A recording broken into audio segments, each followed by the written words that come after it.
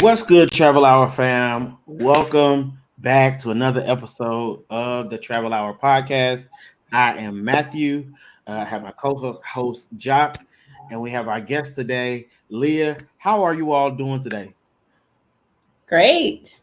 Great, I'm doing great. good. I'm doing good. It's hump day, so we halfway through the work week, and I don't know about y'all, Halfway, but halfway through the work week, and I it's, can't it's wait. been a long week, man. It It's been a has. long. It's been a long week. It's been a long day. It's been a long. Listen, is it Friday yet? But listen, we are excited to be here for another episode. This is episode 8. Can you believe it, Joc, that we have made it to episode 8 of the Travel Hour?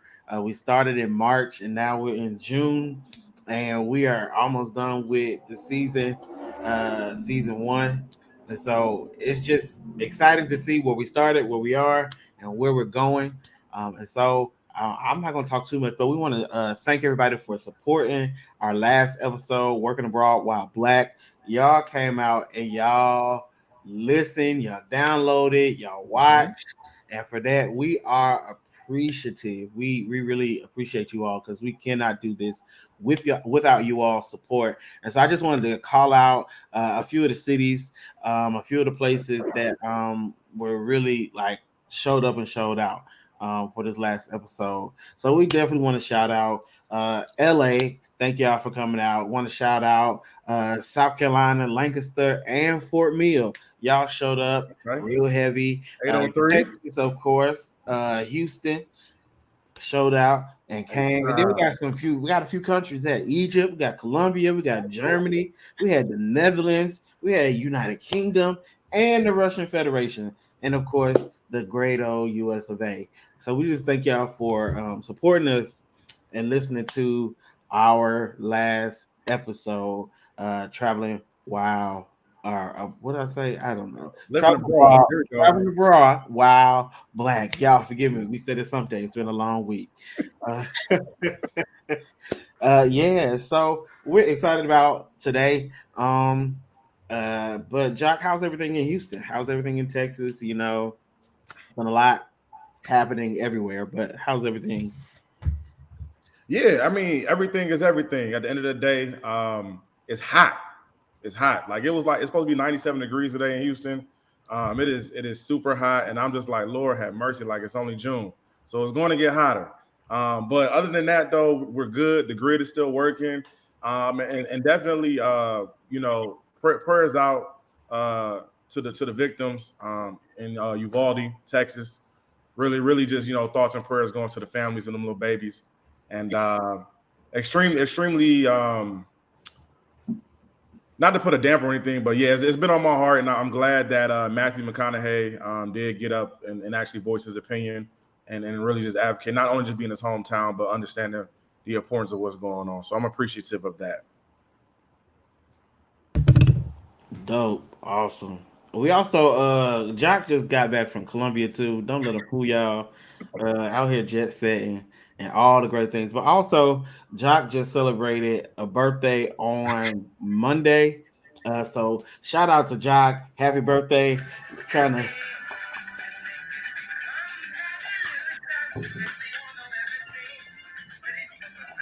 come on, everybody.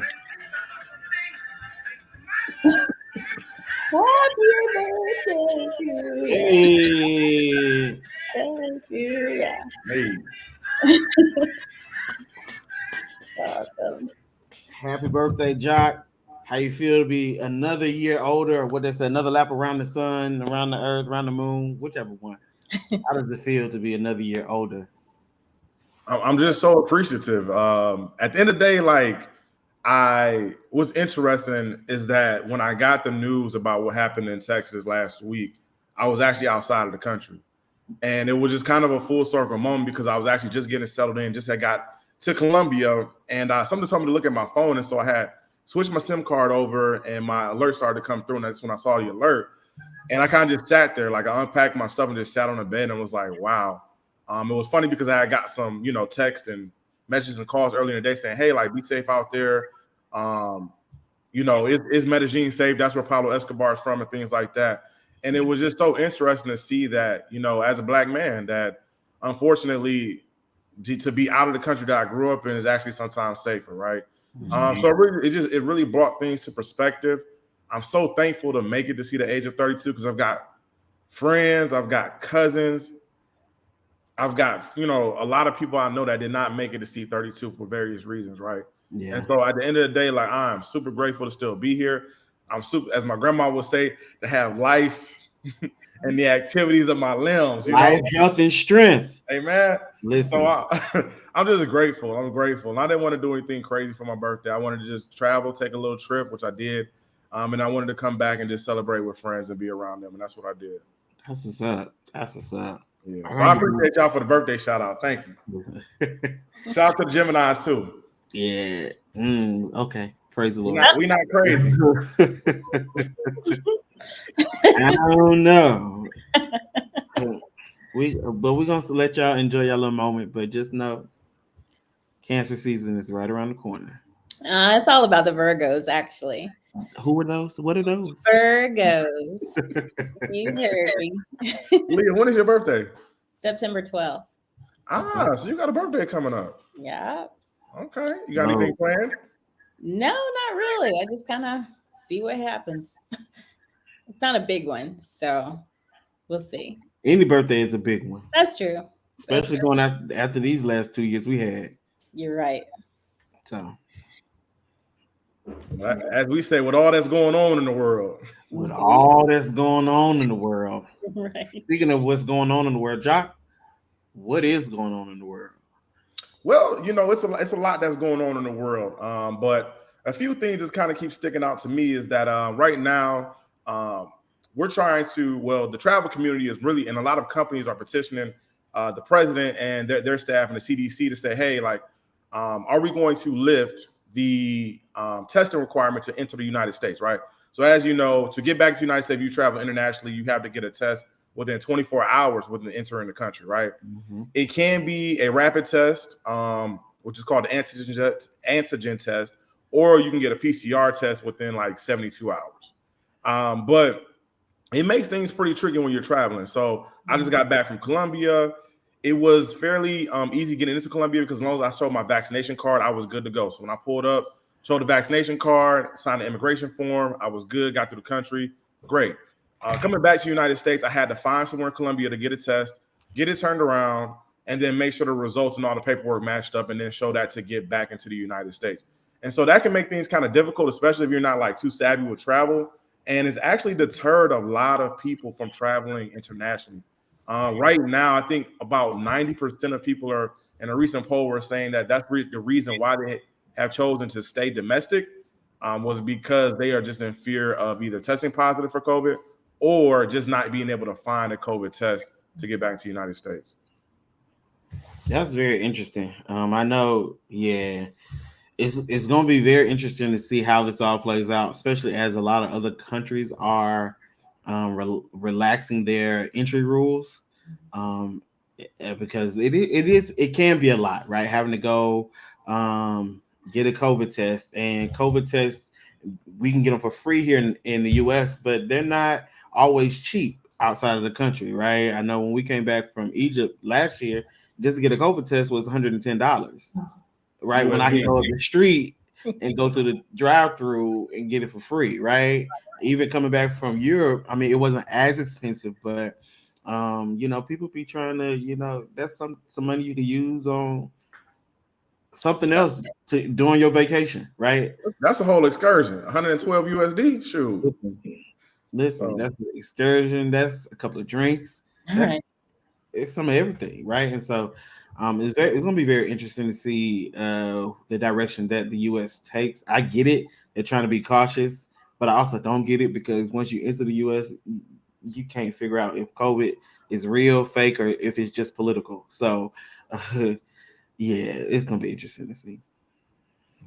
Yeah, so we'll continue to monitor and see how it goes. But one thing that was interesting that stood out, they said that out of like countries like the United States, majority of those like countries have gone ahead and eliminated their testing requirements to enter the country.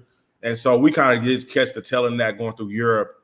And we were kind of surprised about that too. Like just traveling, once we got to Europe, we were bouncing around. They just like they just wanted a boarding pass. Like it was strict about that boarding pass to get on the flight, but they wasn't asking for anything else. So it's interesting. So we'll see, but we definitely see that outside is really starting to pick up and open back up. And that leads to what I want to talk about next, which is flight prices are crazy right now. We talked about it earlier in the spring. We was like, look, y'all, Travel Hour family, y'all need to book your flights because these gas prices, things going on with Russia, inflation is right now crazy. And I've never like seen like prices so crazy. When I tell you that these airlines are really trying to get it back in blood, they're trying to get it back in blood. So you got to get your firstborn child up at this point. Listen, when they say it costs an arm and a leg, they really mean it. So yeah, so a lot of folks are looking at. There was a recent article published talking about what's the best time to book flights, and they debunked a lot of myths and stereotypes. Because I was always big on like, hey, like Tuesday, you book the flight is cheaper. That is true, but it's not as true as we thought it was, right? So on average, you're going to save up to about 13% on the flight if you book on Tuesdays. What they did say was that there's a lot of algorithms that are in play right now. Mm-hmm. And so they said that right now, ideally, it's usually cheaper to fly on Tuesdays and Wednesdays. Why? Because the hustle and bustle from the weekend has subsided. And in the middle of the week, you know, a lot of business travelers aren't traveling during the middle of the week. So Tuesdays and Wednesdays have been the cheaper days to fly. The other thing they're looking at too is like to really just use the Hopper app and things like that to track your flights. And they're saying like to try to find a sweet spot of when to book. But they did say this. If you start to try to book a flight within that after 21 days, within 21 days of departure, what will happen is that there is an algorithm that will pick up your IPN address, and it'll start tracking you to give you a higher price. Mm-hmm. So when you're booking your flights, make sure that you try to get it before 21 days in advance, because the way the system is set up is like once 21 days hit, it's going to start tracking your address, IP address. And then once 14 days goes, if you come back and hit it again, it's going to pick you up and it's going to charge you a higher price. So plan in advance. Understand things happen last minute, but try to plan in advance. That's what I would say. So does that debunk the whole going into the Incognito browser and searching for flights? Because it's the same IP address, right? It didn't really speak on that because I still do it though. But I will say this is that I think the bigger thing is at the end of the day, if you're going to book, try to book in advance. Like right now, like if you're booking summer travel, you're going to pay summer travel prices. But if you would have got it a couple months ahead, you would have been fine, right? So just make sure that you plan your trips out when you can and really make sure that you book those. And then they also said for like international flights that you want to start trying to book those at least 9 months ahead of time. So you guarantee your flight. But at the same time, it's actually like good to do that because that's when the airline usually like releases the flight. So it's fairly new. So you probably gonna get one of the better rates. I don't never know where I want to go 9 months out though. That's the problem. Well, I mean, like if you do like a trip to Europe, like most folks are going to plan for that about a year. Or if you're doing like a honeymoon or something like that, you know, you're going to plan out in advance, right? I'm not that type of person. I don't never have that planned out, but I get it. I understand it. No, I feel you. I know some last minute travelers. I know some folks that's some last minute travelers, and they actually be getting some good deals. I'd be like, dang, well, where'd you find that? So you know, sometimes it is an algorithm. I can't say the word right now. Algorithm. There we go. It is something to do with that. But sometimes it's like I'll go check that same flight in the middle of the night, and it'll be a little cheaper. So I think it's just about it's timing for sure. But so what they did say about that, right? And that was interesting. And Travel Hour family, we'll post the links to this article as well, so y'all can go ahead and look at it. We just want to give y'all some information to kind of intrigue your minds and give you some information to follow. But with the algorithm, which is interesting, right? They said that if you try to book it ahead of time, what will happen is that usually the airline is going to release multiple tickets for that flight, right? The closer they get, they're going to start pulling tickets. So like if their more expensive tickets are selling, they're going to put out more expensive tickets. If the expensive ticket is not moving, if you check back a week or two later, Boom, it might have dropped because like, hey, the expensive ticket's not moving, so we got to move to a cheaper ticket, right? So you kind of want to just keep checking. I think the biggest thing is like I had somebody hit me up today. I was like, hey, going to Cancun for a wedding in September. Southwest had a sale today. Read my emails, like, okay, let me just go look out of curiosity. Emails in September. I mean, the wedding's in September. Boom. I found a one-way, you know what I'm saying, nonstop flight for $80 with Southwest. I'm booking that. Yeah. And I'll figure out, you know, the rest to get back. I'll keep monitoring the flights. So things like that. You want to make sure that you give yourself enough time to play with the prices and things like that. Leah, I know that you have a family. So like, what does that look like as far as like y'all traveling and booking flights? I know y'all do a lot of driving, but when y'all do fly, like, what does that look like for you? Yeah, so I do have a 10-year-old and 7-year-old twins. So we have definitely been to Florida multiple times and then up the East Coast in the car. But when we do fly, same thing, just try to fly or book out as early as possible. That's really the only thing, because you know it's going to be a hit. But definitely travel with a lot of points too. I use my American Airlines points when I can, but it's really no tip. Just save your coins. We're not gonna give you a hard time for flying American. Okay, I hope not. Well, you know, I'm in Charlotte, so that's the hub here. You got a hub, Yeah. Okay. Yeah, Leah, fun fact, you were like the first person that told me that you can like taught me about using like credit card points to like purchase stuff.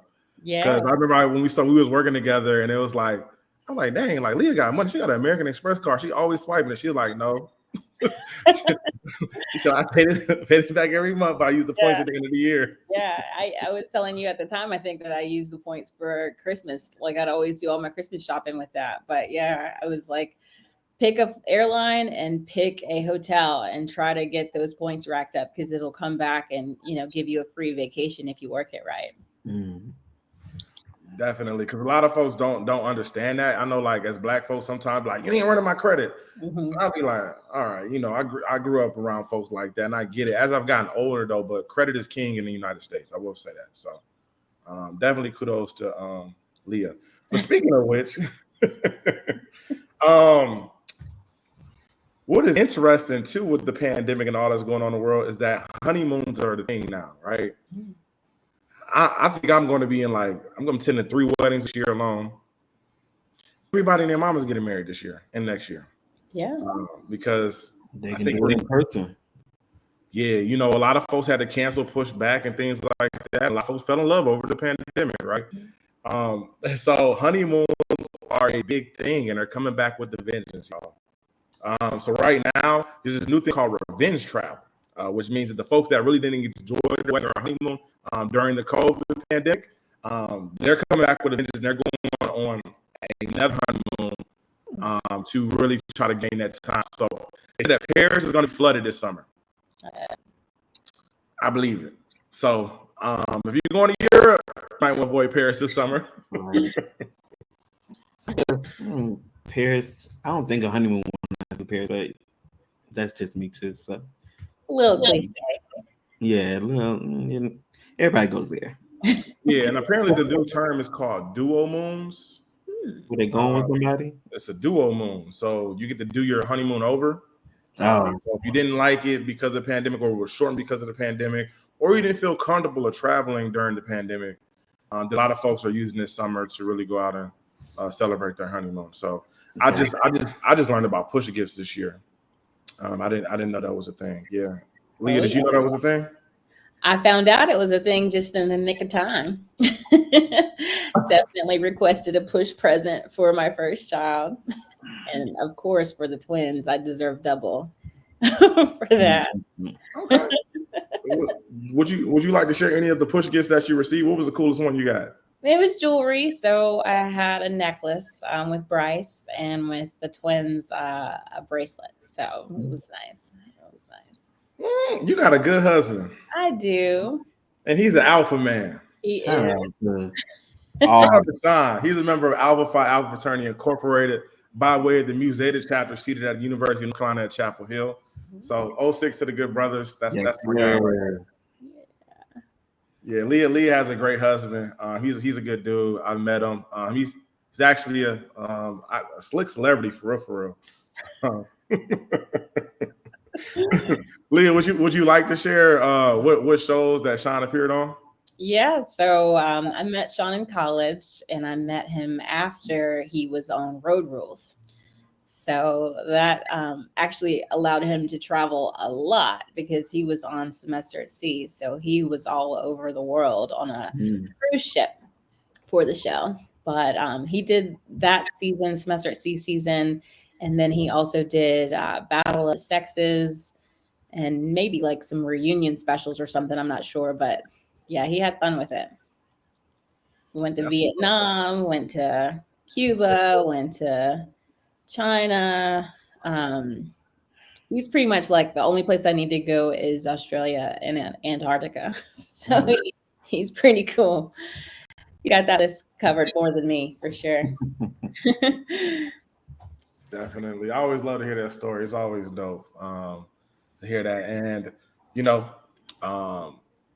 Leah, I appreciate you for coming on because at the end of the day, like you've done a lot of great stuff. You've always inspired me because you are a mother, you know, a boy mom, 3 boys, had twins. You know, you got your husband who's a great alpha man, but you've always been so down to earth, so willing to help, willing to give, and, you know, just been a great person. Because I remember when I first met you, we were actually working together. You were my supervisor. Not technically, but I definitely thought you were the best candidate for the job, and you definitely delivered. You had a spark about you that just lit up the room. So I was like, him. I don't care about anybody else but him. Yeah, it's funny too, Matt. Like you know, I'm gonna tell you how, like, you know, when the universe and God works in your favor, I would tell you that I was in Charlotte, North Carolina, and it's funny because I had just got denied. I had applied. I was at my lowest point at that point. I had just applied for a job at Circle K, the gas station. I saw a sign on the door and it said, "Hey, like manager starting at $35K a year." I'm like, well, let's go do it. And applied for the job. And long story short, I failed the math assessment, so I didn't even make it to the application process. And I remember like walking out of the building because I had to go to their actual headquarters. They had a little headquarters in Charlotte.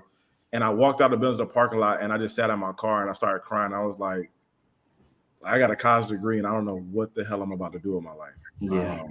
And so immediately, like, you know, as I'm sitting in my car, something just tells me, like, look up, open my email, and I see that there is a hiring event going on at one of the local universities. So I'm like, all right, cool, I'm gonna apply. And I applied to the job, not thinking much of it. And I walk into the interview. I've never seen nothing like this in my life. There's like 30 people sitting in a classroom. And it's like 3 people that actually work for the university. And like, hey, like, you guys are going to present right now. You're going to tell us about something that will be worthwhile, right? And I'm like, bro, what? Like, I'm just sitting there in the room. I'm looking around like people talking about, and they introducing themselves like, yeah, I went to Duke. I went to Carolina. I went to UNC Charlotte. I'm like, I went to Shawn University. I'm here. I just need a job. And so what is funny is that I actually had an internship at Shawn University that Shawn University provided me. And through that internship, I was able to present on that. And so I guess it impressed some folks, right? Because I walked out of that interview that day and I was like, yeah, keep on looking, buddy. I was like, it's just too many people in here. And it was crazy because I think they were only hiring for 2 spots. But it ended up they hired 3 people and the third person was myself. And so I appreciate Ms. Leah Sealy for believing in me and seeing something in me that I didn't see in myself. No, for sure. You deserved every bit of it. That was several years ago. It was probably, 6, 7 years ago? But I still remember you were like, give me 1, give me 2. And then you got the room started. You just commanded the attention of the space and you worked it. And, you know, that goes to show, don't ever count yourself out, because when you got in the car thinking back to the drawing board, I was in that room saying, that's the one. So you deserved it. That's what's up. Yeah, man. So, you know, I appreciate Leah. She always holds a special place in my heart. And even after I got that job, which catapulted me into so many different things, I'm so thankful for that. But, you know, even after getting a job, like, she was always supportive. What do you need? You know, how can I help? If I called on her, she got me, you know. And so we've always just had a great relationship from there. Did some dog sitting for Leah. And so, RIP to Miss Bailey, the queen of the castle. That was our pug. She was like my family too. No. But yeah, Matt, let's go ahead and introduce our guest because I'm talking a lot right now, brother. So listen, you said everything that needed to be said. And so I'm enjoying listening to it. But today we're going to talk about documenting your trips, right? We like to go on all these trips. You always hear us say we go on these trips and we don't capture the moments. Yes, we want to be in the moment, but you still need to capture the moment. We won't have the Rolodex camera no more where we can wind it or whatever, and then take it to CVS to get it, whatever they did. But we want to make sure that we are documenting our trip, right, and doing it properly, right, so that because there's a lot. We see all these travel vloggers and bloggers and Instagrammers who have these fire pictures, but it's a lot that goes. It ain't just them setting up the camera and then taking one or two pictures, right? It's a lot of pre-thought that goes into it, a lot of planning, everything. And so today we want to talk about documenting your trip, right? Do it for the gram. I ain't gonna do it, but do it for the gram. So that because a lot of us we are looking to grow our audience, grow our reach, but it all starts with how you document what you document, right? And for the sake of the travel hour, we want to mainly be talking about how you document your travels. And so we have Leah, who's here today, joining us. And I'm not going to say anything else. We're going to let Leah come and introduce herself. She can tell us more about her. And then our question that we ask every guest that we have is how or where and when did you develop your love for travel? Yeah. So my name is Leah Sealy. I'm from Charlotte. I'm still in Charlotte, so I'm considered a unicorn being from Charlotte and still here. But I went to Chapel Hill. We'll back it up a little bit. Harding University, definitely you got to shout that out. My high school, HUHS, and then Chapel Hill. And that is where I met your fraternity brother, fell in love and got married pretty young, I would say. We got married, I turned 24 on our honeymoon. We did go to Oahu, so that was awesome. So when you were talking about the do-over vacation, like I was wondering if that would still qualify if you did have a fun time the first time that you just want to go again. But yeah, I have 3 kids, as you heard. I have all boys, and today is their last day of school, so summer is in full effect for sure. Love to expose them to things, take them places, travel with them so they can see things. Like a small example is like thinking of learning about civil studies, like civics and whatnot. My son Bryce learned about the Pilgrims and whatnot coming over in Plymouth Rock. Well, my husband's from New England, so we actually went to Plymouth Rock so he could see it for himself. And it's a tiny little rock, but it was neat for him to have some perspective to kind of see, what he's learning about and go check it out. So travel is definitely important for exposure. I work for a book distributor and I work with public libraries, but I do have a really wide territory. So even in my travel for work, if I'm in Alabama or if I'm in Tennessee, like I try to still take a moment to appreciate where I am and what's unique about that place. So I'll be on a work trip, but still snapping photos. So I guess I would say that when I first fell in love with travel, it was at a young age. My parents took me on my first trip abroad to the Bahamas. It was my first time on a plane. It was actually a surprise. They told me we were going on a road trip, but we drove to the airport. And it kind of ignited the passion for that at that moment. But actually another interesting story that I don't talk about too much, but when I was in middle school, I had just gotten back from the Grand Cayman Islands, and we were all talking about where we had been and what we had done over the break. And I said, I went to Cayman Islands. I had a shirt on, and someone was like, no, you didn't. Like, you didn't go there. And it was one of those things like, why would you assume that I didn't? And it was like, at the time I was at a predominantly white elementary school and middle school. And there was just a little bit of doubt, just I believe because of the color of my skin, that how could you be there and I not be there, or how could you be where I was, that kind of deal. So then it kind of made me know that it's important to get out there and have those life experiences, because there's no one that can deny you, just get out there and make it happen. No, that's dope. I love to hear your story because it's amazing. And also, you got to shout out your parents because I got to meet them. And there's some dope individuals, Yeah. beautiful couple, great. Look, they can throw down in the kitchen too. Her dad, bruh, on the grill. Like, you ever had like smoked turkey, bruh? Like, whoo! And then, man, like your mom can cook. And tell them where your parents went to school. So my mom and dad, my mom went to Central and my dad went to Winston-Salem State University. But my mom's parents, both my grandmother and my grandfather, are both graduates of Shaw. So that's a fun story. Actually, good old Shaw, you, huh? I remember the first time you was like, "Yeah, my grandparents went to Shaw." I'm like, what? Yeah, it's actually a sweet story where my grandmother was a valedictorian at her school, and she graduated early. But when she went, she was actually in some of the publication for the university to, advertise. And my grandfather, when he was picking where he wanted to go to school, he saw her in a brochure and said, "That's where I want to go to school." And then he met her, and he was older than her, and they fell in love in college. And he played on the football team that you played on too. He was I don't know what the distinction is, but he got inducted in the Hall of Fame, 10 years ago. So it's pretty cool. Oh, he was good then, because they hang your name up in the Raptors of Spalding Gymnasium, you did a little something. So it's just crazy how things come full circle, and how these things, like even like just being. I'm so grateful to the generation that came before us, right? Because they opened up avenues, understanding like your story is amazing because in a sense it's like your grandparents are around where they couldn't attend these schools and universities that all these kids are going to now, right? And then for them to go and make things happen, and your parents to be able to go to an institution.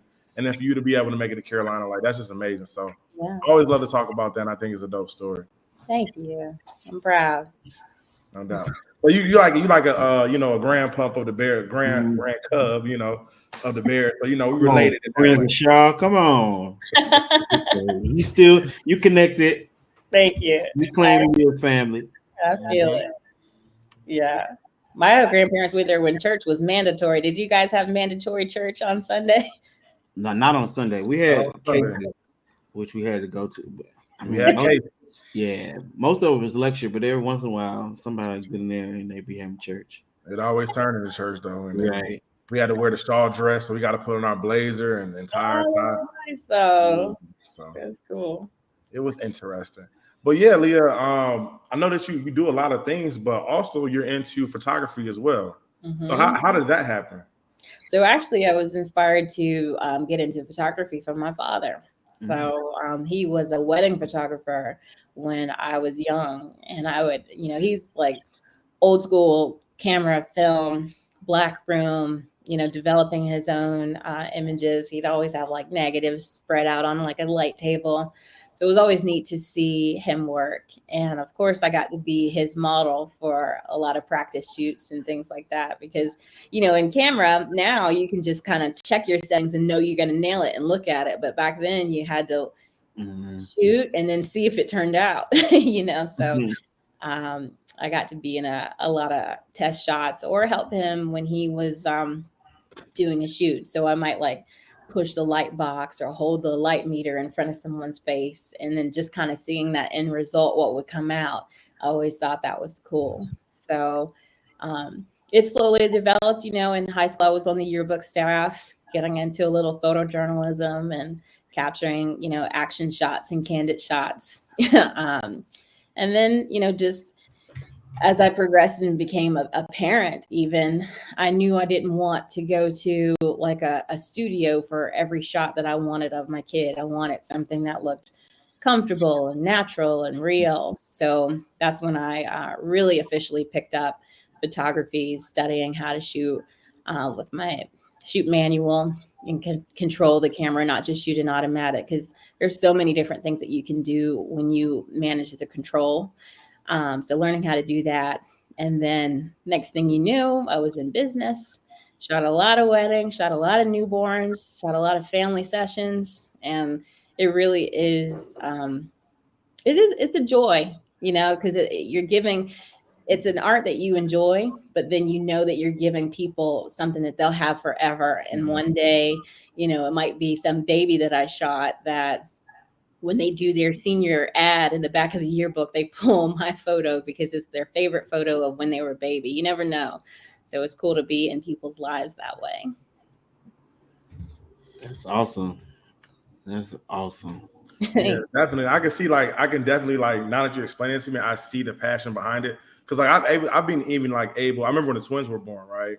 And so I've just been able to follow how they've grown up because of the way you document that experience. Thank you. Yeah, so it's super dope. I remember when they used to take the 6-month photo and they're just little kids, and I was like, she out there recording them and they running track. I'm like, bro, who's this? It goes fast. But even I got to do your graduation photos when you got your master's degree, and I've seen you use that photo again. I'm like, I shot you right there in front of the library. That's so it's cool to have that connection. Yeah, that's my LinkedIn photo. I need to update it. And shout out to Leah Sealy, because my graduation photo that I took is actually one of my most liked pictures on Instagram. So yeah, that thing did numbers, even though people thought my ankles were ashy, but they were lying. But Leah was dope, and she was like, "Oh, you graduated?" I'm like, "Yeah," and I'm like, "It's like, well, you got to take pictures. You gonna take pictures?" I'm like, "No." She's like, "No, we're going to take pictures. Meet me downtown." I'm like, "All right," and she set everything up. They came out great. So thank you. That's what's up. Awesome. You teaching classes? Listen, we all need to be enrolled in something. I do shoot on my phone a lot more. Obviously, when you're on travel, on vacation, you're like, do I bring my real camera or do I just shoot on my phone? And phones are so sophisticated; they can do a lot, but it just kind of depends on what the end goal is. Do you want a quick picture that's going to automatically back up to your Google photo and then you could put a filter on it and add some music, or are you making something for a scrapbook? So every time I go somewhere, I'm thinking of, what do I want from this? Do I want an album or do I want a story? Kind of just depends. And it helps you definitely have to plan with photography, making sure that wherever you're going to be, it's a good time for lighting, or maybe not, crazy busy. So if you want to get a good shot of the beach, you might get up really early where nobody's there, because you don't want 1,000 people in your photo. And I don't alter my images too much. With Photoshop, they show you tricks where you can take somebody out of an image or clone it. But it's important to also think of photojournalism, where the focus is documenting things as they are and not doing too much manipulation. Because, say for instance, there's a beautiful lake in Canada that's very vividly blue. You want to go capture what it really looks like. You don't want to take it in camera and crank that blue up even more to where it looks like a swimming pool. It doesn't even look real anymore, So just really kind of being deliberate with what you capture and letting it be real. Yeah, for sure. So y'all heard it out there, straight from stop throwing all the filters on them pictures, y'all. No, I do like the filters. So don't get it twisted, especially on a selfie. But definitely for travel photography, when you're really trying to capture where you are, let it be real. So when we talk about documenting our travels, right? What content would you recommend, right? That an Instagrammer or somebody who may want to do like a scrapbook, or somebody really just documented their trip, what type of content do you recommend that they capture, right? I mean, I know, I'm gonna leave it right there. So it's kind of a good thing to pick what you like. So I'm a big foodie. So everywhere I go, I like to definitely have an amazing meal. So I'm always taking pictures of, the plate and kind of bringing it up high, making sure the lighting is good on that. It could be, your fashion. You want to document the outfits and things that you had, or it could just be like a focus on landscape or a focus on architecture, or it could just be kind of a day in the life where it's really you following all that you did that day. And the best thing is to always capture everything within reason and then kind of pick up the stories you want to tell after that. So I really say grab it all, but still be in the moment, like, and grabbing it all. If you think about our attention span, right? If you want to see a video of, you know, let's say even when you guys went to Egypt and you saw the pyramids, you're not gonna, for your sake, you want to have a film of all that you saw walking around, seeing this, seeing that.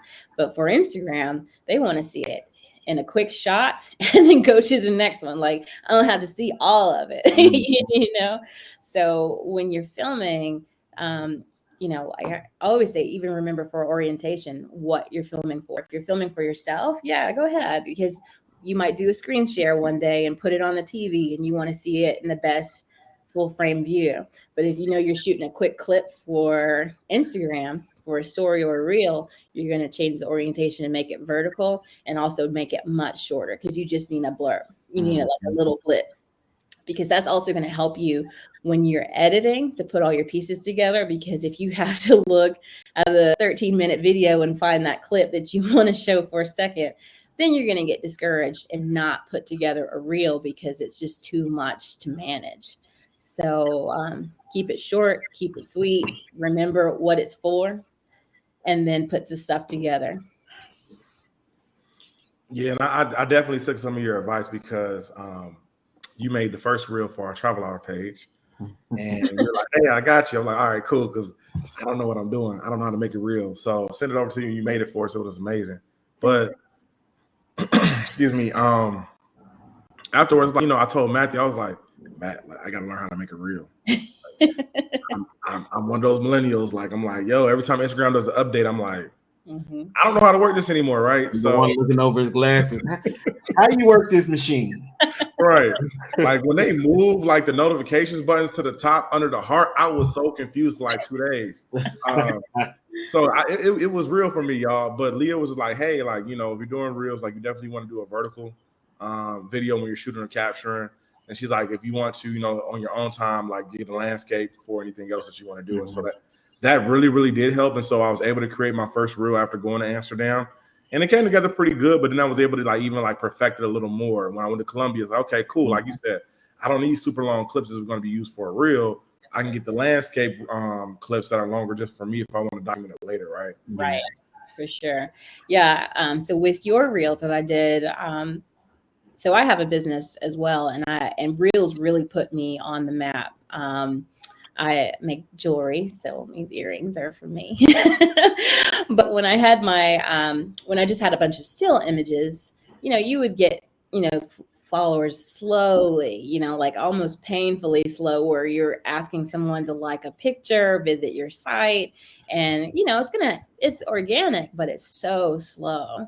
When you find a good mix of audio and catchy images and something that's got a hook right away, so meaning like something happens to catch my attention and keep me there, because we're all guilty of looking at something for a second and keeping, scrolling, But if you get a good hook, then people will stay there for the whole thing.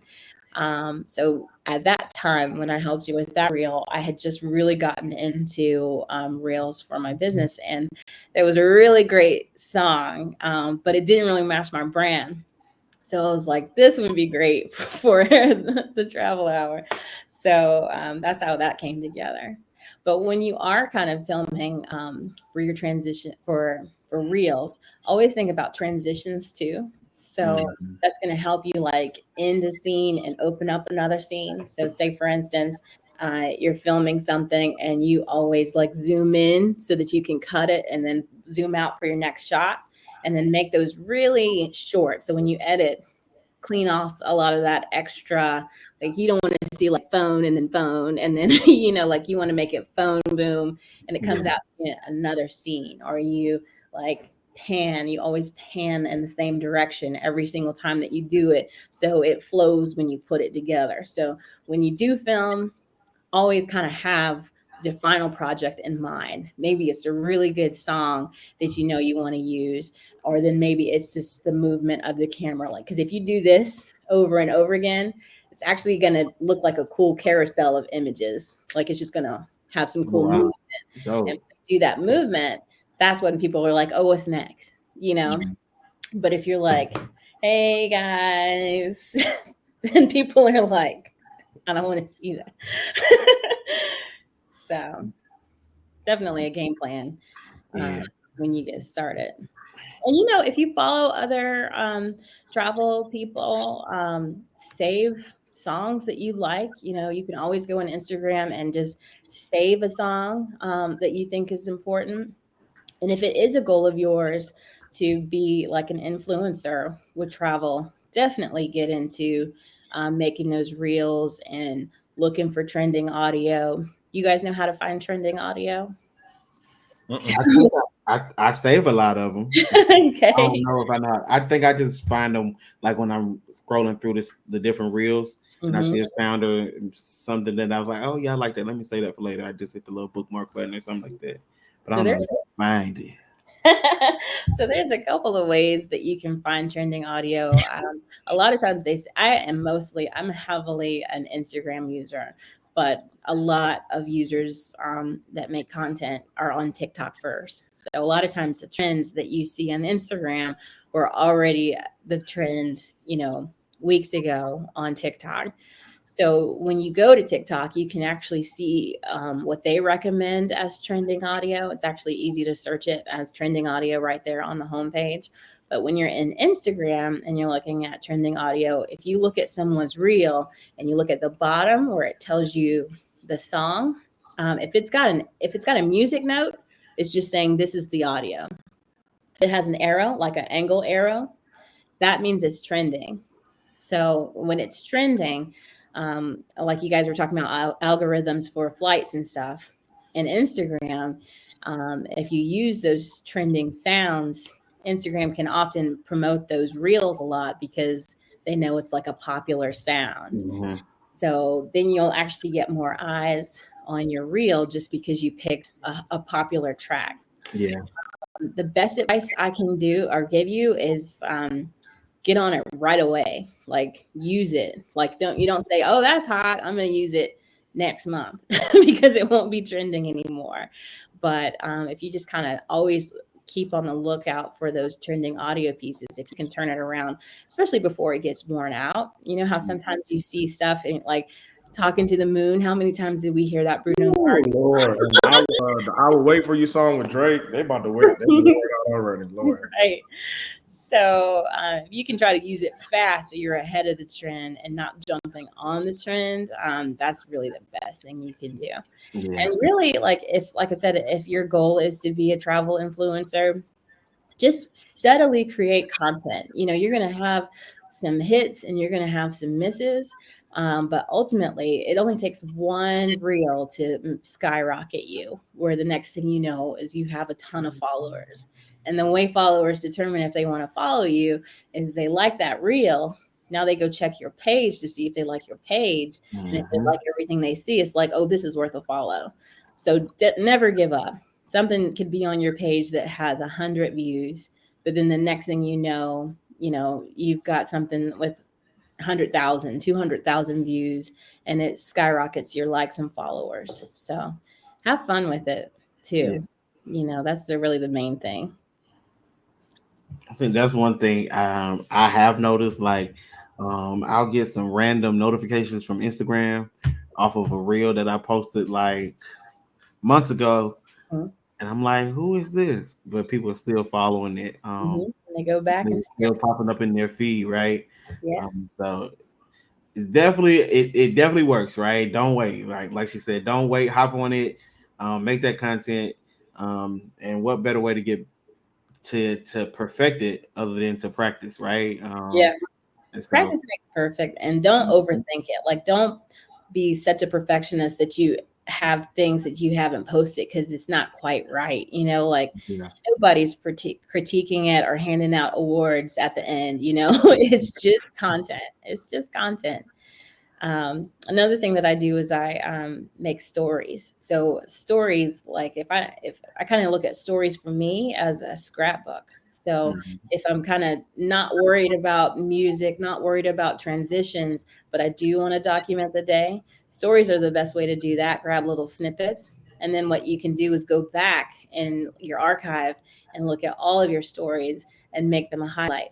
I mhm, don't know if you yeah, guys do that too with your travel, but name it, Dubai, and name it Hawaii. And then even if nobody goes back to see your trips, you just always have a quick yeah, place to go back and see your trips. Because I can't tell you how often I'll be like, let me go back and see when we went here and just relive those days, because it's chronological. yeah. So, and it's whatever you posted at the time. So, I've also definitely. noticed that it also helps like when documenting and doing things on your story. For me personally, is it helps me go back and be able to create reels so I can go back and resave just that snippet, right, and then put them all together. Um, and now I got a whole reel because everybody who see your reel may not see your Insta story, Right. Because it'll be so gone. Yeah. right, it'll be gone, and so that helps. I I like that too. I think I did that with the Amsterdam Rio, no, with Greece, because for one, everything you post on your Instagram story is already in the right portrait mode, Hmm. um, and so and then just went back and like, okay, let me use this, let me use this, Yeah. Yep. and it came together. So Yeah. Really, real quick.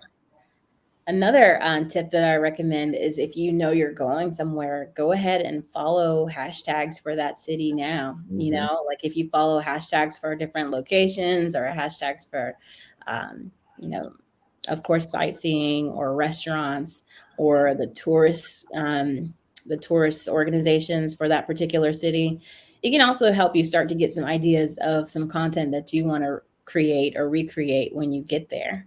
Because the worst thing to do is to go somewhere and then come home and miss something, that you were like, yeah, if I had to just turn right instead of left, I would have mhm. seen this amazing statue that all these people have this cool picture with. So, always kind of check out, definitely got to do that, got to hit that, got to see that. So you kind of have a visual game plan, Yeah, because whatever would pique your interest to see it as you follow it is the same stuff that people are going to want to see when you see it. Yeah. And speaking of hashtags, I know you showed me some things about like a hashtag finder. Can you talk about that a little bit? Yeah, so there's a couple apps that I use. I don't get any money from these people, but let me tell you what mhm. they're called. If y'all listening, Leah need a sponsorship. She needs to sponsor her. I Let's second see. that. I got a bunch of games on my phone, so I had to flip through a couple pages. But it's called a hashtag expert. And what you do is like you can put in like here's a view of it where you can put in let's see, like if you put in a keyword and you say like let's say Dubai. If I just put in one word for Dubai and then I say, let's generate hashtags, it's going to pull a lot of the hashtags that are trending in that theme. So there might be some things on there that you don't, you know, want to use, but it's basically letting you know what's trending in that particular category. So you might say, it's got some stuff in another language, but it's also got like Dubai downtown, Dubai beach, Dubai influencer, Dubai girls, Dubai foodies. So those are things that you might not know are popular hashtags, but it kind of lets you edit it too. So anything on there that you don't like, you can just click around and remove, and then add your own. Now, the most you can do for hashtags is 30 hashtags on Instagram. And be careful, because sometimes if you do too many, it'll look like you're a little bit spammy and you might not get promoted. And sometimes you can post one without any hashtags. Like I know that the first reel that you posted, we didn't have any hashtags on it. And you got a lot of views off of that. So, hashtags are not a make it or break it deal, but while you're building your brand and your followers, they're kind of a good way to maybe get some extra eyes on you. And then you could maybe even stop it completely and it wouldn't really matter. But it is important for your own brand. So always put your name on your hashtag so you can always go back and see your images too, or when people tag you. So I think that's super important, Leah, because that's a great point. I think we always talk about not just being a podcast, but it's a movement. And the bigger movement being the Black travel movement, right? So if you are hashtagging your experiences, that means 9 times out of 10 somebody else is going to see it, and then they get to see those things like, hey, I'm inspired to go to visit this country, right? Or I never even thought they would have had Black people in this country, or I never would have thought they had this offering in this different place, right? So it's just super helpful to do that as well, to really just spread the knowledge, because I know for me, I really had a bad habit of traveling and just not documenting anything. I'm in the moment, and I get back and I'm I have nothing, not even look at for memories, right? Yeah. And so I started doing better. I told myself that's one of the things I want to do better with, and I think trying to stay on them. Joc, you need to post something. Record something. Even if you don't post it, record it on your phone, capture it, and post something that lets you know where you are. You could be at any beach, in the world, but if you just show the beach in the ocean, you could be at Myrtle Beach. So definitely pull back and capture really where you are too. So it's something unique, because everybody, architecture and vegetation even is so unique all over the world, so just kind of really try to capture where you are.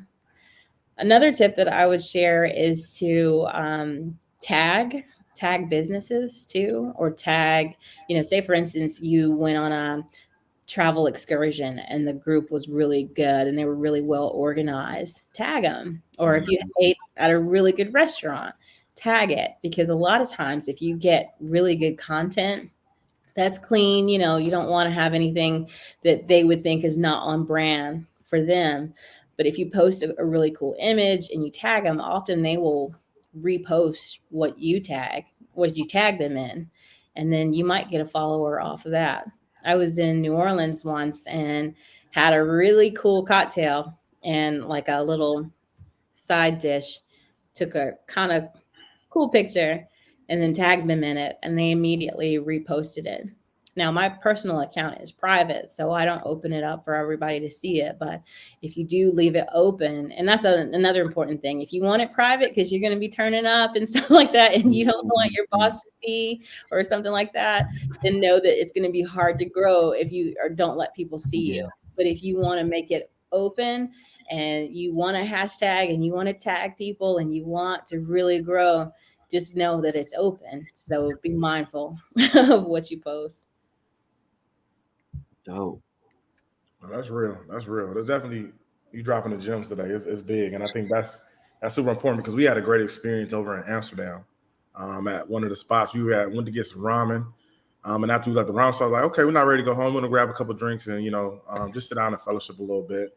And so we ended up stumbling across this place. I think we even looked up on one of the, I don't know if it was TikTok or Instagram, but we found a place to go, and so we just chilled and fellowship, and we met some cool people. But I think that also helps too, by looking on social media, seeing where people are going. It also shows you the experience that they had while they were there, right? And so it's okay, cool. It's one thing to read some Yelp reviews, but then it's also another standard to look on social media, okay, this place is getting tagged a lot. Okay, I can rock with it, right? So yeah, I think that's super helpful as well, doing your research. Yeah. Yeah. I know you mentioned it a little earlier when you were talking about how you got into photography. You talked about you use your phone a lot more than you use your camera sometimes when you're traveling. let's talk about capturing footage with our phones because they're so like high tech now, right? You can do a lot more than what we could do with our little flip phones back in the day. Yeah. Um, and so, how do you use your phone? I guess specifically to capture like these moments. Yeah. Um, So a lot of times, if I am using my phone, I'm making a lot of content just with my video options that are right on my phone. mhm. I will often put things in Instagram, and create it in Instagram, but you never know if you saved a draft and something glitches and it's gone, you know. So, one tip I always recommend is to as you're filming, if you are creating in Instagram, save it. Like there's a download option that's just like a bar and a download arrow, and it'll say that it'll download it without the audio. That's fine because you remember what audio it was, but at least everything that you created is backed up on your phone. So if I'm filming just straight with the camera mode, always, like I said, being mindful of how I want to end things or how I want to pull back or how I want to put it all together. But you can do that straight in Instagram too. I just think it's sometimes a little risky if you're trying to. Now, also, but one thing is neat that you can do in Instagram is the align feature. Have you guys used the align feature?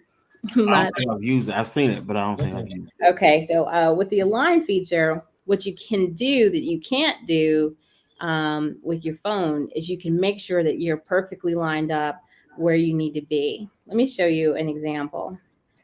So this is on my business page. As I mentioned, my personal page is private, but I invite you all to kind of check me out on my business page too, which is Sapphire, because I am a Virgo and September is Sapphire.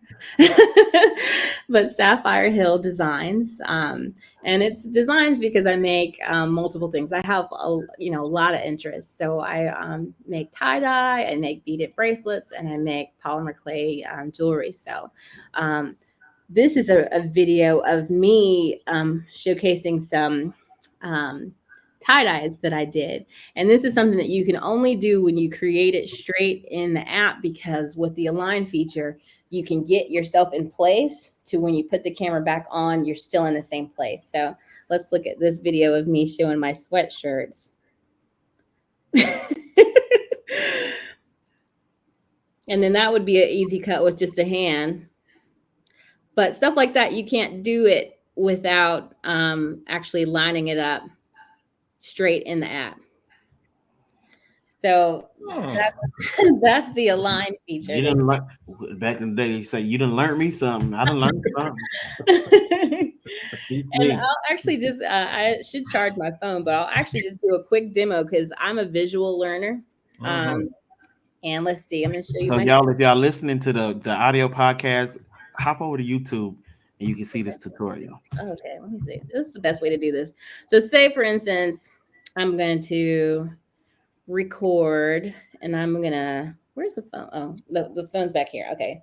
So I'm going to put my hand, actually, let me do this a little bit more interesting. So let's do my face. All right. I should have prepared this before. I'm sorry, guys. No, you're good. We listening. We tuned in. This free game. Let me see. So let me make a best way for you to see me. You see me okay?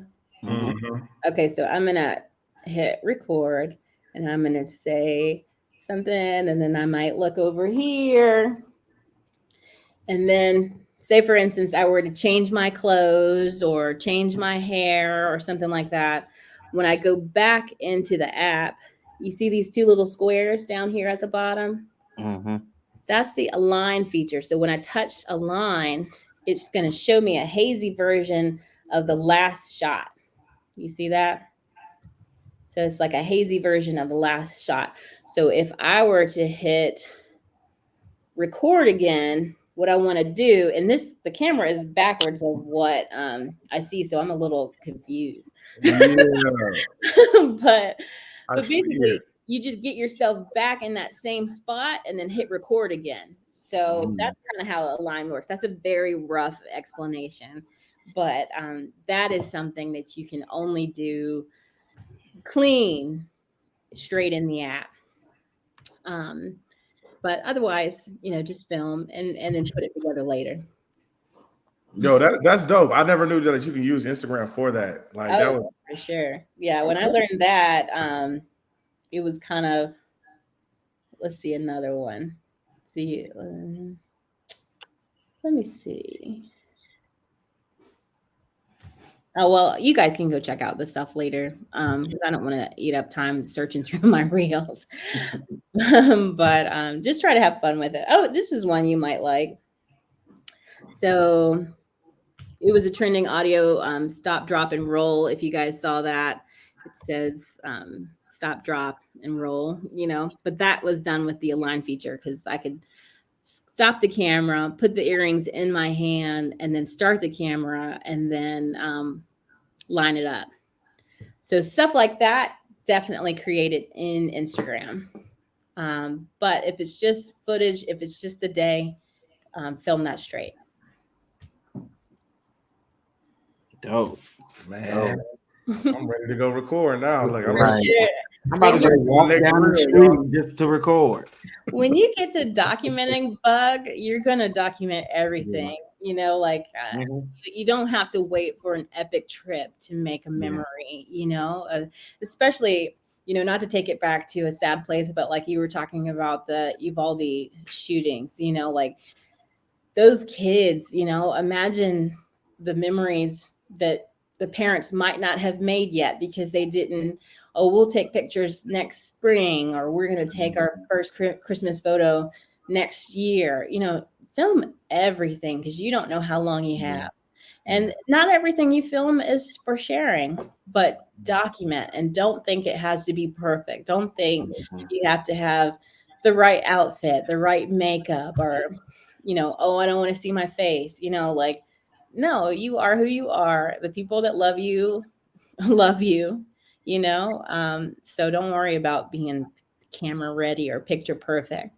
And if you're not, there's filters for that. So you can still win. I think you bring up a important piece about, don't wait until you have this big epic trip, right? If you're wanting to get into just in the practice of documenting your day-to-day or your weekends, you can do it like maybe going out. LA is real brunch culture. I think Houston is too. Document going out and hanging out with your friends, right? If you go on a hike, or do the mini vlog thing where you can start your day, then they see you at the gym, they see you on your way to work, something like that. I think that's a great way to kind of just get started. That way, when you do get to that big epic trip, you already got what angles you want to hit, what type of approach you want to take to it, and it just makes it a lot easier, right? And you're not up there spending hours and hours on the reel, because it's second nature now, right? And I actually think that you should issue a challenge. What do you say, guys? I think this weekend, everybody should document whatever they're doing, no matter how mundane it is, and then hashtag, the travel hour, so we can see what everybody's been up to this weekend. I like that hashtag. I like that. I like the challenge. I'm up for it. You up for it, Joc? I'm up for it. We're gonna repost you if it's quality. We're gonna repost you. There you go. We're gonna show some love. So Travelhourljm family, y'all heard it from Leah Sealy. Definitely. I'm so glad we had this conversation today, because I needed all of that. I needed all of it, right? Especially in this space of trying to brand the Travel Hour, and then also branding our individual pages and stuff like that. I think this is very timely. Timely, I'm so churchy, but very timely, and needed, right? So that we can be the better because of it, and be able to present and put out great quality content.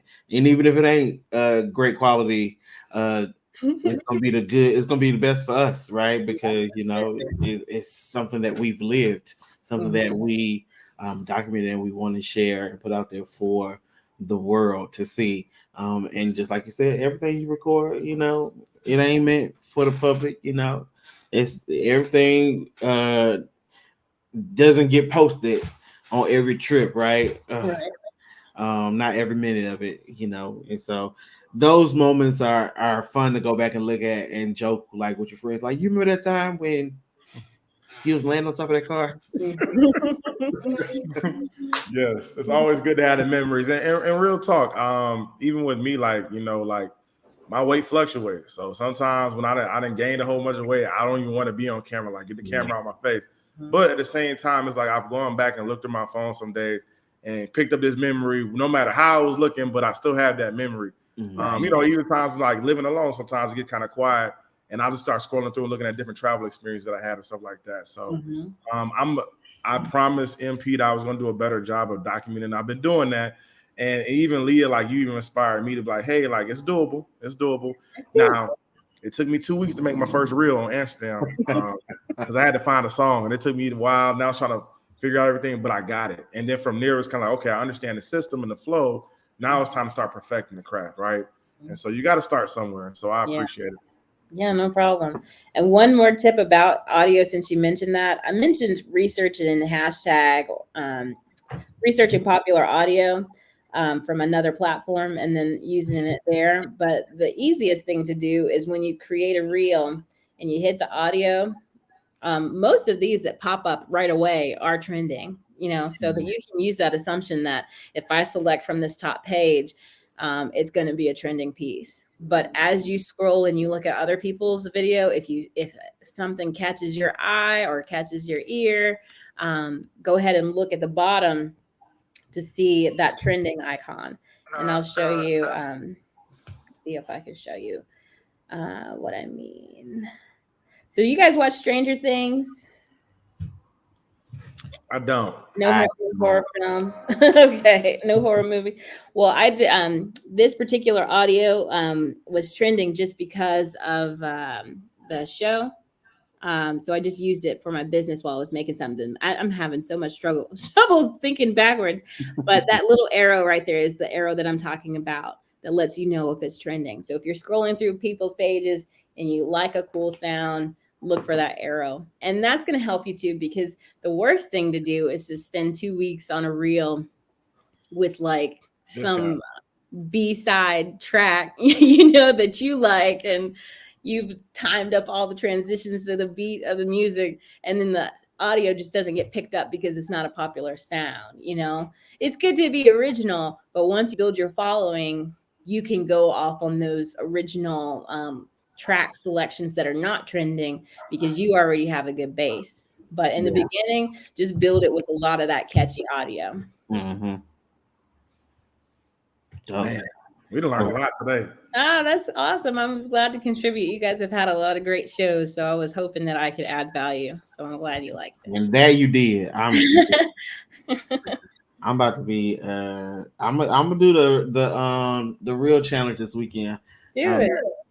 I gotta go to. I'm leaving right after we finish here, headed to a church conference. So that's all y'all gonna get. But I'm gonna put out a reel just because we've been challenged. Nice. I'm gonna do it too. Awesome. So, Travel Hour family, if you listen, don't forget, make that reel this weekend. Tag and hashtag the Travel Hour. Mm-hmm. And we gonna see what y'all create. I'm looking forward to it. Yeah. Looking forward to it. But we definitely thank you for coming on. We have one more question we always ask everybody. And I think it's a very important question, especially what we're trying to do with the podcast and with the movement. And that question would be, why do you think that it's important that more Black and African American people get out and travel? Well, number one, it's always important to break out of your box or your block. Like a lot of times people are like, this is my hood, this is where I go to the store, this is where my grandma is, and this is my block. But there's so much more out there, and it's so important to see it just so you can have a perspective of the world and your place in the world and the impact that you can make and the changes that you can make. And especially being a person of color, there's so many people that only have seen Black people through movies or, sports. And you need to show them that we are so much more than the stereotype that's been perpetuated, or no, I'm sure you guys probably travel and people assume you play football, which you did in college, but you don't want somebody to stop and see like, I think I reckon you know what I mean? Like, no, we're out here, we're being, and we're a part of society, we're a part of the world, and we can live our best life, and other people can see what it means to be us. And what about since you are a mother, Mm-hmm. that aspect of getting out and exposing your children to a lot of things that many people have not been exposed to, or were well into their adult years before Yeah. they were even exposed to like traveling. It's totally important for their grasp of the world as well. This is not the most Bryce would be mad at me if I told you this story, but he is 10 and he wants to go to Greece. So that's definitely on our list. But he fell in love with Greece with his love of Greek mythology. So that really opened up, lots of doors for him. But then this is the embarrassing part. I said something about Greece in modern time, and he's like, they have cars? It's like, yeah. It's like, it's not Zeus and Athena anymore. Like, it's real people. And they see pictures, and a lot of times when you see a picture, there's no context, so if you see the Colosseum or the Parthenon or something like that, but you don't see that it is just a tourist site, you might think, well, that's where that's Zeus's house or something like that. So it's really good for them to put everything into context, and especially not, and it builds empathy too. With kids, they want. I want a hoverboard, I want a phone, I want an iPad. And you can say to them, this is actually another funny thing that Jordan said. Jordan's one of my twins, and my husband, they were like really wanting their tablet. And Shawn said, there's tons of people that don't even have a tablet. And he said, there's tons of kids your age that don't even have a tablet. And Jordan said, name one. Shawn and I looked at each other, because it's like, you got us there, because you're right. With your circle and with what you have and what you've been provided from school, because they were virtual learning for a while and had their iPads at home from school and stuff like that. It's like, you can only preach that story with visual examples. So when you do go to another country and people are like kicking a ball that they fashioned out of tape or something down the street, that lets you know that the rack of balls that you have out there is truly a blessing, So it's just good for everybody to see everything, so you can see why you should be proud, and then what you can aspire to, or the differences that you can make. I love it. We thank you for joining us today, taking time out of your schedule to be with us and drop those gems on how to document our trips.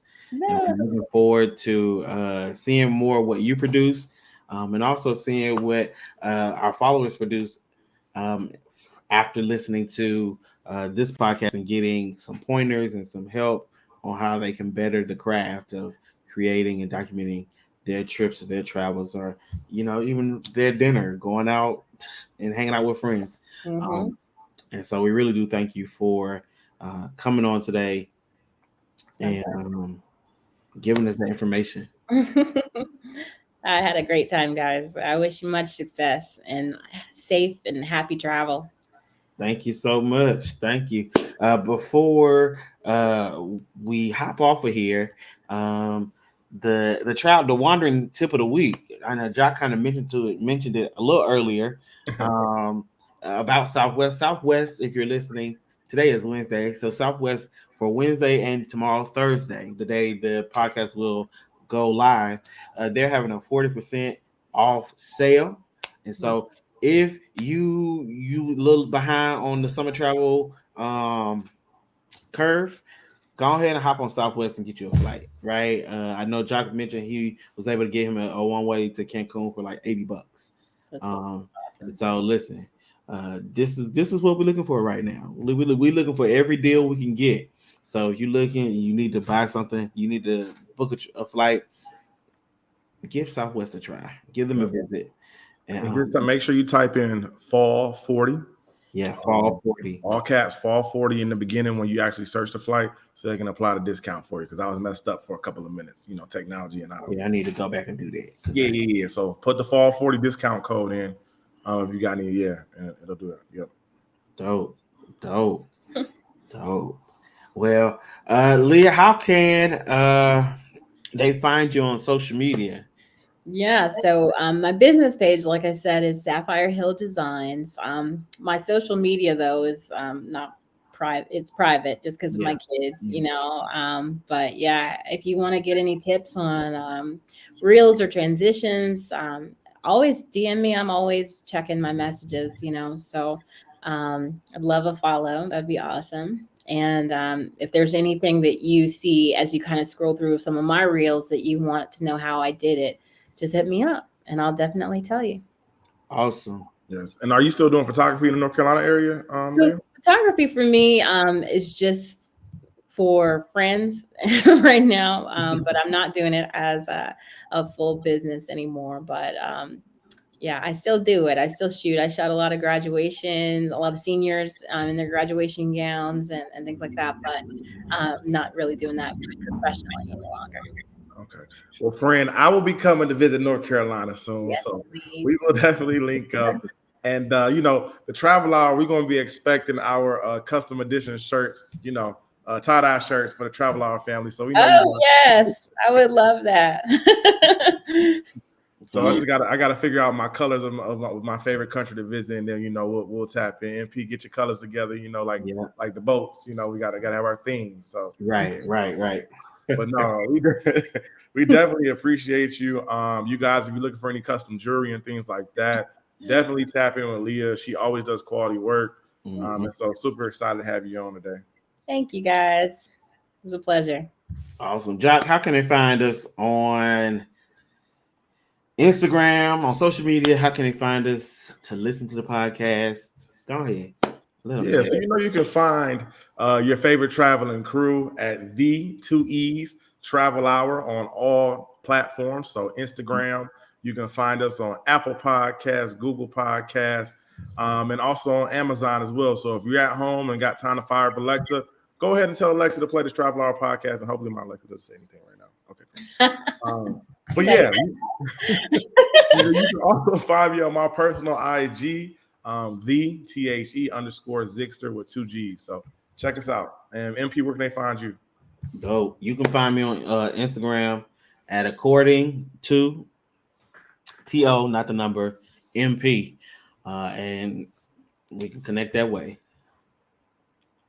And before we leave, we got to shout somebody out, MP. Yeah. So if you are listening to the podcast, especially on Apple Podcasts, please, ma'am, please, sir, please, everybody, leave us a review and let us know how you're enjoying the podcast.